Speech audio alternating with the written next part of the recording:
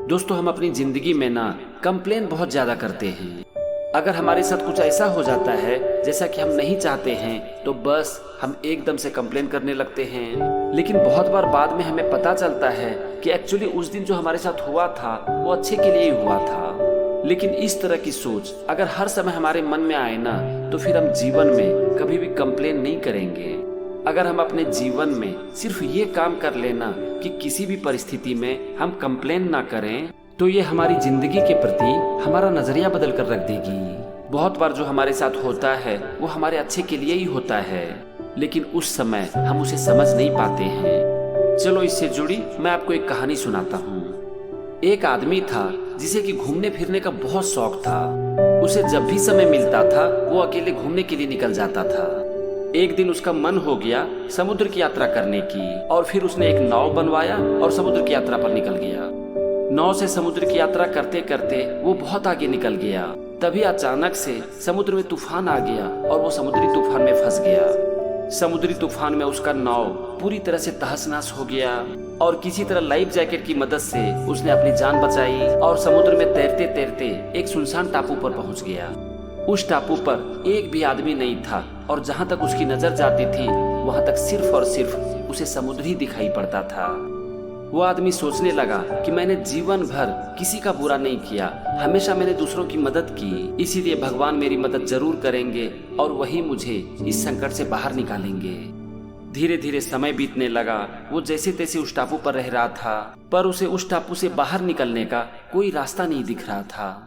कुछ दिन तक किसी की मदद ना मिलने से धीरे धीरे उसकी सोच बदलने लगी और भगवान के प्रति उसका विश्वास भी उठने लगा। पहले वो सोचता था कि भगवान मुझे इस संकट से जरूर बचाएंगे, लेकिन जब 4 से 5 दिन बीत गया तो भगवान के प्रति उसका विश्वास धीरे धीरे टूटने लगा। वो अब सोचने लगा कि अब लगता है मुझे यहीं पर रहना पड़ेगा, तो चलो मैं एक झोपड़ी बना लेता हूँ, कम से कम मुझे बाहर नहीं सोना पड़ेगा। और यही सोचकर उसने कुछ झाड़ी को इकट्ठा किया और वहाँ पर एक झोपड़ी बना लिया। वो आदमी झोपड़ी में रहने लगा, जैसे तैसे अपना गुजारा करता था और इस तरह दिन बीतता चला गया। अब एक दिन रात में अचानक से जोर की बारिश होने लगी। बहुत जोर बिजली कड़की और वो बिजली उसकी झोपड़ी पर आकर गिर गई और देखते ही देखते उसकी झोपड़ी में आग लग गई। अब उसके सब्र का बांध टूट गया, भगवान के प्रति उसका विश्वास खत्म हो गया और वो जोर जोर से भगवान के ऊपर चिल्लाने लगा। उसके मन में जितना गुस्सा आया उसने वो सारा गुस्सा भगवान के ऊपर निकाल दिया। अब कुछ देर के बाद एक नाव टापू पर आई। उसमें से 3 लोग बाहर निकले और उन लोगों ने उस आदमी से पूछा कि तुम यहाँ पर क्या कर रहे हो, तुम इस सुनसान टापू पर कैसे पहुँच गए। इस पर उस व्यक्ति ने सारी बातें बता दी और फिर उसने उन तीनों से पूछा कि आप लोग यहाँ पर कैसे पहुँच गए। तो उन तीनों ने बताया कि हम लोगों ने यहाँ पर आग की लपटें देखी और उससे हमें लगा कि कोई इंसान यहाँ जरूर फंस गया है और इसी कारण से हम लोग यहाँ पर आ गए।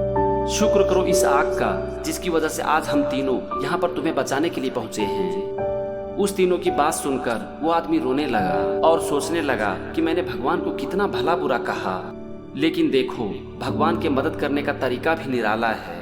उन्होंने मेरी मदद करने के लिए इस झोपड़ी में आग लगा दी और इसे हम समझ नहीं पाए। अब उसे लगने लगा कि भगवान सचमुच में होते हैं और वो हर समय हमारी मदद कर रहे होते हैं।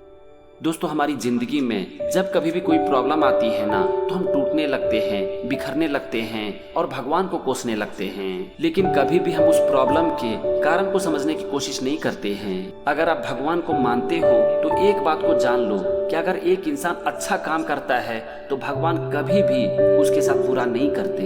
भगवान दूसरों का बुरा सोच ही नहीं सकते और वो जो भी करते हैं हमारे अच्छे के लिए ही करते हैं।